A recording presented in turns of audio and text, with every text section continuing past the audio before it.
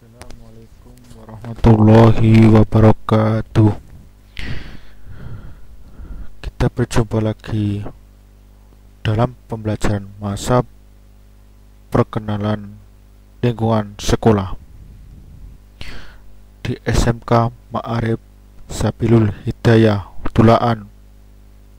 Semoga kita semua masih diberi perlindungan oleh Tuhan Yang Maha Esa, Allah Subhanahu wa Ta'ala, dan semoga dalam menjalankan MPLS di tahun 2021 dengan lancar.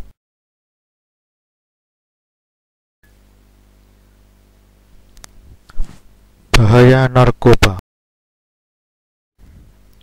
Masa remaja. Kasus nasional atau fakta tentang narkoba. Dunia termasuk Indonesia sudah dilanda narkoba. Tidak ada satu kelurahan ataupun di Indonesia bebas dari ancaman narkoba. 3,2 juta pendidikan Indonesia telah menjadi penyalahguna narkoba. 15.000 orang mati sia-sia setiap tahun. 40 orang mati setiap hari. Belum lagi pengedar bandara sindikat berapa ya? Di lapas terjadi transaksi dan produksi narkoba. Belum lagi penyakit HIV/AIDS. Wow. Narkoba sesuai dengan syarat edaran Kalahar BNN nomor 3 pada bulan 4 tahun 2002, BNN tanggal 22 April 2022. Narkoba singkatan dari narkotika, psikotropika, bahan aktif lainnya. Penjelasan atau identifikasi jenis narkoba dengan cara mudah berdasarkan asal awal remaja terjebak atau tergoda. Yang pertama, pendekatan orientasi atau otak atau keinginan. Yang pertama, narkoba orientasi otak, malas mikir atau otak santai. 2. Psikotropika, orientasi otak atau tubuh super. Yang ketiga, bahan aktif, orientasi otak tidak terkontrol.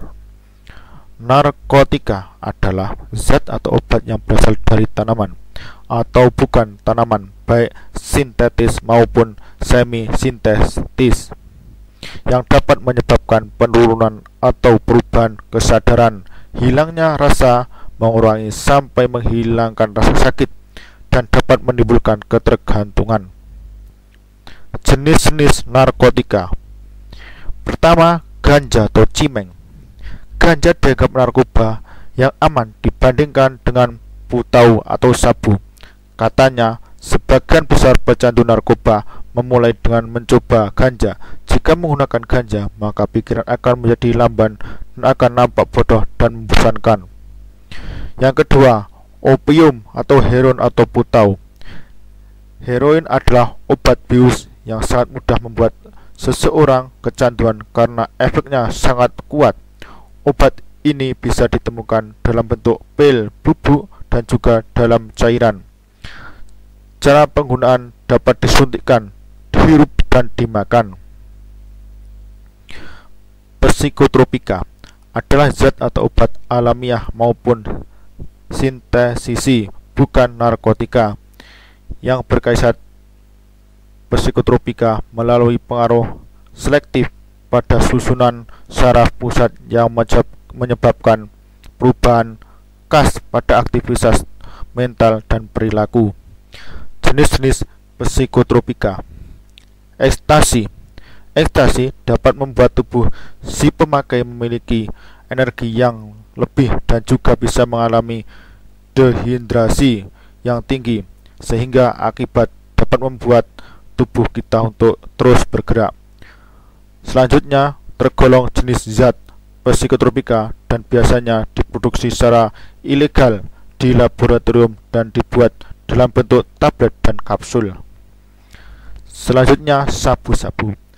Nama asli methamphetamine, berbentuk kristal seperti gula atau bumbu penyedap masakan. jenisnya antara lain yaitu gold leaf, coconut, dan kristal. Sekarang ada yang berbentuk tablet. Obat ini dapat ditemukan dalam bentuk kristal dan obat ini tidak mempunyai warna maupun bau, maka ia disebut dengan kata lain yaitu AIDS. Menurut Undang-Undang Nomor 5 Tahun 1997, psikotropika digolongkan banyak sekali, misalnya bromolid, rehipol, ekstasi, pil BK, sabu-sabu, sendati, meganom.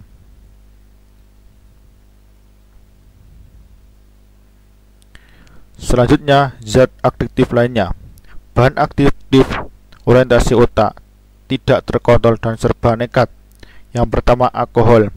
Efek dari alkohol memperlambat sistem saraf pusat, memperlambat refleks motorik, menekan pernafasan, denyut jantung, dan mengganggu penalaran dan penilaian, menimbulkan perilaku kekerasan. Gejala putus zat dari hilangnya nafsu makan, sensitif, tidak dapat tidur, kejang, otot, halusinasi, dan bahkan kematian. Stop. Bahan adiktif selain alkohol ada juga di sekitar kita dan berbahaya. Zat yang mudah menguap, lem, air, bond, thinner, bensin, spiritus. Efek memperlambat kerja otak, menimbulkan perasaan senang, puyeng, penurunan kesadaran, gangguan penglihatan, dan pelo, merusak otak, lever, ginjal, dan paru-paru, nafas berhenti, gangguan jantung berakibat kematian. Tip mengetahui ciri-ciri anak terkena narkoba. Cek tubuhnya untuk tahu ciri fisik pemakai narkoba. Mata sering merah, keliling kelopak mata cekung dan hitam, bicara pelo atau enggak jelas, ngelantur, jalan sempoyongan, tiba-tiba gemuk atau khusus pemakai ganja, tiba-tiba kurus pemakai putau sabu. Cek tangan, adakah tanda sayatan atau bekas suntikan. Cek gigi, banyak yang kecoklatan bahkan hitam dan tanggal. Cek hidung, sering meler atau berair untuk kasus parah. Pemakai putau bahkan sekat antara dua lubang hidungnya tidak ada atau bolong. Cek rambut, lurus tak terawat. Selanjutnya, cek kamar. Ditemukan obat-obat yang beraneka warnanya. Ditemukan kertas timah, jarum suntik. Ditemukan rokok yang aneh berbentuk tingwe yang dilinting kecil dan pangkalnya berbentuk knalpot, itu tanda lintingan cemeng atau ganja. Ditemukan bong atau alat hisap, sabu-sabu. Cek psikologis dan perilaku sosial. Malas belajar atau radikalisme kerja, atau malah sebaliknya over bekerja. Mudah tersinggung, mudah berbohong. Ketiga, sulit konsentrasi. 4, melamun dan linglung. 5, menghindari kontak mata. 6, mengabaikan ibadah. 7, menarik diri dari aktivitas keluarga, mengurung diri. Ke-8, paranoid, preventif atau pencegahan dini bagi remaja, jaga diri. Kedua, kenali jenis narkoba, akibat, cara pemakaian, modus penyebaran. Ketiga, jaga pergaulan atau lingkungan dengan kenali area.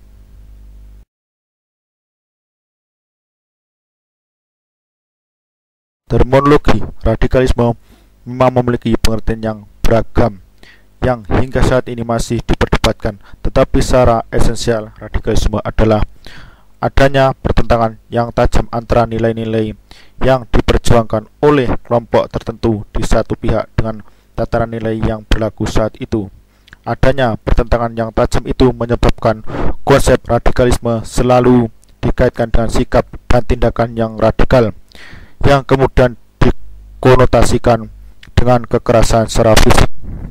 Istilah radikalisme berasal dari kata radik yang berarti akar, dan pengertian ini dekat dengan fundamental yang berarti dasar. Dengan demikian, radikalisme berhubungan dengan cita-cita yang diperjuangkan dan melihat persoalan sampai ke akar-akarnya. Menurut Ermaya, radikalisme adalah paham atau aliran radikal dalam kehidupan politik. Radikal merupakan perubahan secara mendasar dan prinsip secara umum, dan dalam ilmu politik, radikalisme seperti suatu konsep atau semangat yang berupa mengadakan perubahan kehidupan politik secara menyeluruh dan mendasar tanpa memperhitungkan adanya peraturan-peraturan atau ketentuan-ketentuan konstitusional, politik atau politis dan sosial yang sedang berlaku. Ada juga yang menyatakan bahwa radikalisme adalah suatu paham yang liberalisme yang sangat maju, dan ada pula yang menginterpretasikan radikalisme sama dengan ekstremisme atau fundamentalisme. Penyebab terjadinya radikalisme. Ada banyak faktor penyebab terjadinya radikalisme di kalangan masyarakat, khususnya di negara Republik Indonesia ini. Beberapa faktor adalah sebagai berikut. Yang pertama, kesukuan atau nasionalisme atau separatisme.